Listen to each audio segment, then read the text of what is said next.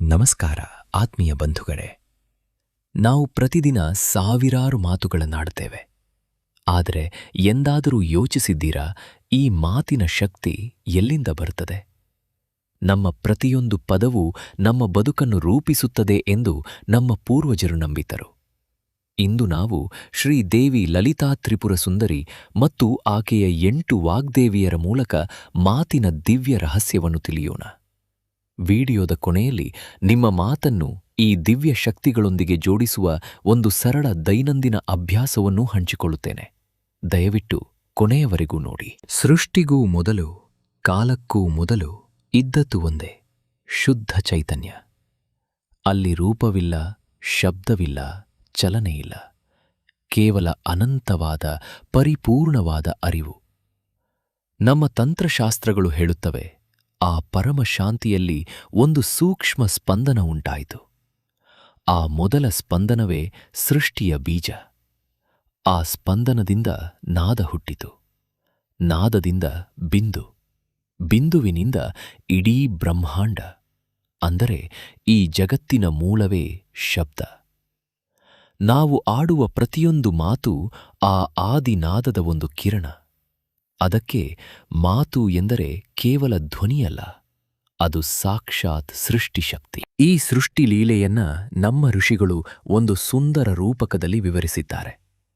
ಶಿವ ಎಂದರೆ ಪರಮ ಮೌನ, ನಿಶ್ಚಲವಾದ ಸಾಕ್ಷಿಯಾದ ಪ್ರಜ್ಞೆ. ಶಕ್ತಿ ಎಂದರೆ ಸೃಷ್ಟಿಯ ಗಾನ, ಚಲನೆ, ಲಯ, ಜೀವಂತಿಕೆ. ಮೌನವಿಲ್ಲದೆ ಗಾನಕ್ಕೆ ಅರ್ಥವಿಲ್ಲ, ಗಾನವಿಲ್ಲದೆ ಮೌನಕ್ಕೆ ಅಭಿವ್ಯಕ್ತಿಯಿಲ್ಲ.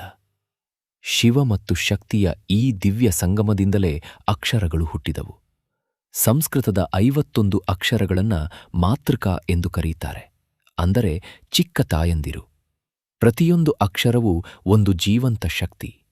ನಮ್ಮ ಮಾತಿನಲ್ಲಿ ಈ ತಾಯಂದಿರೇ ನರ್ತಿಸುತ್ತಿದ್ದಾರೆ. ಶ್ರೀಚಕ್ರದ ಮಧ್ಯ ಬಿಂದುವಿನಲ್ಲಿ ವಿರಾಜಮಾನಳಾಗಿದ್ದಾಳೆ ದೇವಿ ಲಲಿತಾ ತ್ರಿಪುರ ಸುಂದರಿ. 3 ಲೋಕಗಳ ಸೌಂದರ್ಯದ ಒಡತಿ. ಆಕೆಯ ಸೇವೆಯಲ್ಲಿ 8 ವಾಗ್ದೇವಿಯರು ಇದ್ದಾರೆ: ವಶಿನಿ, ಕಾಮೇಶ್ವರಿ, ಮೋದಿನಿ, ವಿಮಲಾ, ಅರುಣ, ಜೈನಿ, ಸರ್ವೇಶ್ವರಿ ಮತ್ತು ಕೌಲಿನಿ. ಈ 8 ದೇವಿಯರೇ ಸಂಸ್ಕೃತದ 51 ಅಕ್ಷರಗಳ ಅಧಿದೇವತೆಯರು. ಪ್ರಸಿದ್ಧ ಲಲಿತಾ ಸಹಸ್ರನಾಮವನ್ನು ರಚಿಸಿದವರು ಇವರೇ ಎಂದು ಪುರಾಣಗಳು ಹೇಳುತ್ತವೆ.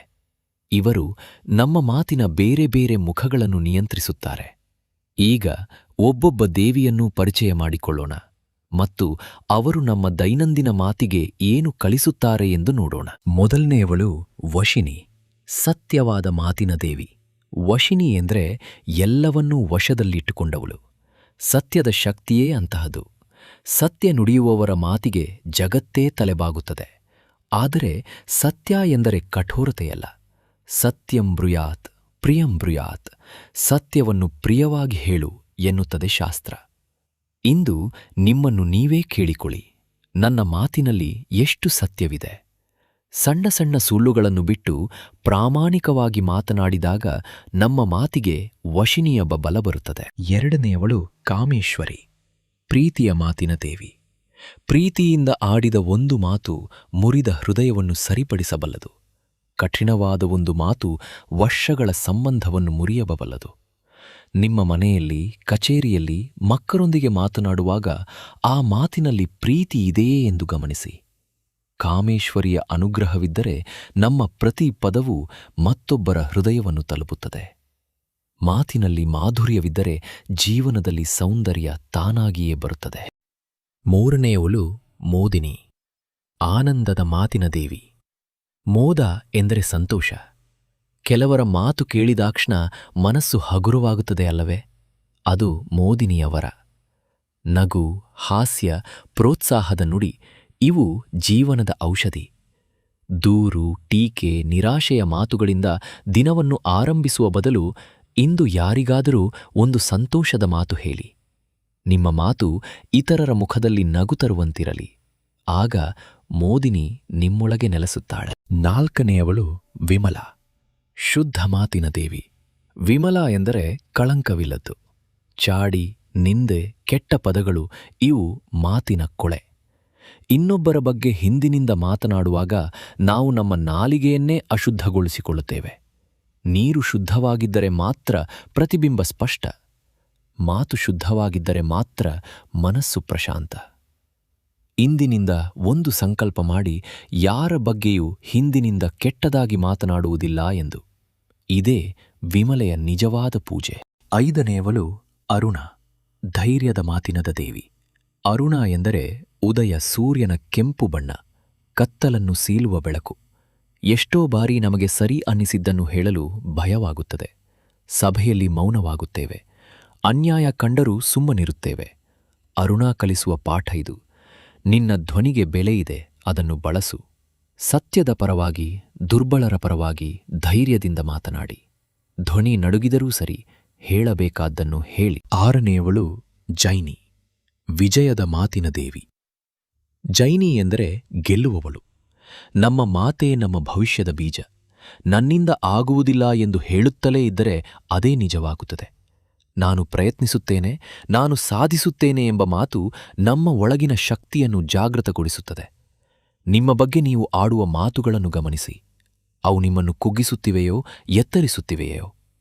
ಗೆಲುವಿನ ಭಾಷೆಯನ್ನು ಆಡಿದಾಗ ಜೈನಿಯ ಆಶೀರ್ವಾದ ನಮ್ಮೊಂದಿಗೆ ಇರುತ್ತದೆ. 7ನೇಯವಳು ಸರ್ವೇಶ್ವರಿ, ಜವಾಬ್ದಾರಿಯುತ ಮಾತಿನ ದೇವಿ.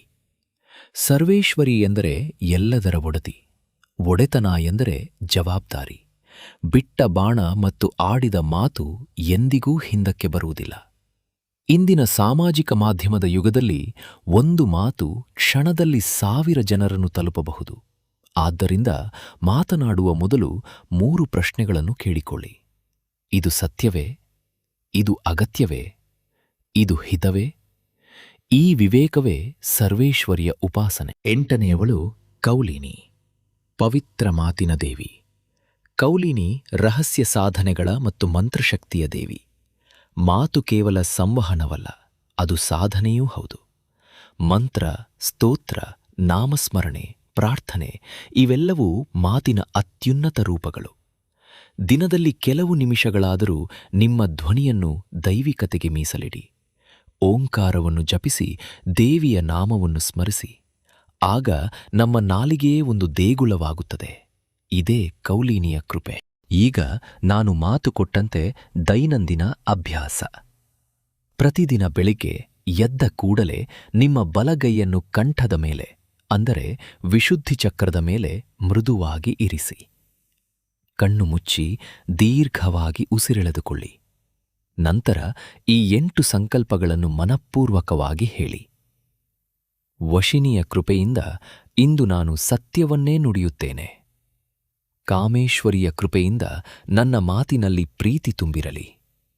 ಮೋದಿನಿಯ ಕೃಪೆಯಿಂದ ನನ್ನ ಮಾತು ಆನಂದವನ್ನು ಹಂಚಲಿ.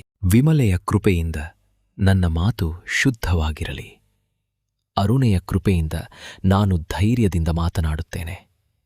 ಜೈನಿಯ ಕೃಪೆಯಿಂದ ನನ್ನ ಮಾತು ವಿಜಯದ ಹಾದಿಯಾಗಲಿ. ಸರ್ವೇಶ್ವರಿಯ ಕೃಪೆಯಿಂದ ನಾನು ವಿವೇಕದಿಂದ, ಜವಾಬ್ದಾರಿಯಿಂದ ಮಾತನಾಡುತ್ತೇನೆ. ಕೌಲಿನಿಯ ಕೃಪೆಯಿಂದ ನನ್ನ ಮಾತು ಪವಿತ್ರವಾಗಿರಲಿ. ಕೇವಲ 2 ನಿಮಿಷಗಳ ಈ ಅಭ್ಯಾಸ ನಿಮ್ಮ ಇಡೀ ದಿನದ ಮಾತಿಗೆ ಒಂದು ದಿವ್ಯವಾದ ದಿಕ್ಕನ್ನು ನೀಡುತ್ತದೆ. ನೆನಪಿಡಿ, ನಾವು ಆಡುವ ಪ್ರತಿಯೊಂದು ಮಾತು ಒಂದು ಪ್ರಾರ್ಥನೆಯಾಗಬಹುದು ಅಥವಾ ಒಂದು ಆಯುಧವಾಗಬಹುದು. ಆಯ್ಕೆ ನಮ್ಮದು.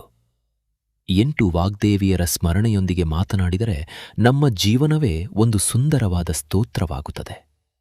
ಈ ವಿಡಿಯೋ ನಿಮಗೆ ಇಷ್ಟವಾದರೆ ಲೈಕ್ ಮಾಡಿ, ನಿಮ್ಮ ಪ್ರೀತಿಪಾತ್ರರೊಂದಿಗೆ ಹಂಚಿಕೊಳ್ಳಿ. ಇಂತಹ ಆಧ್ಯಾತ್ಮಿಕ ವಿಷಯಗಳಿಗಾಗಿ ನಮ್ಮ ಚಾನೆಲ್ ಅನ್ನು ಸಬ್ಸ್ಕ್ರೈಬ್ ಮಾಡಿ. ನಿಮ್ಮ ಮಾತು ಸದಾ ಸತ್ಯ, ಪ್ರೀತಿ ಮತ್ತು ಆನಂದದಿಂದ ತುಂಬಿರಲಿ. ಓಂ ಶ್ರೀ ಲಲಿತಾ ತ್ರಿಪುರ ಸುಂದರ್ಯೈ ನಮಃ. ನಮಸ್ಕಾರ.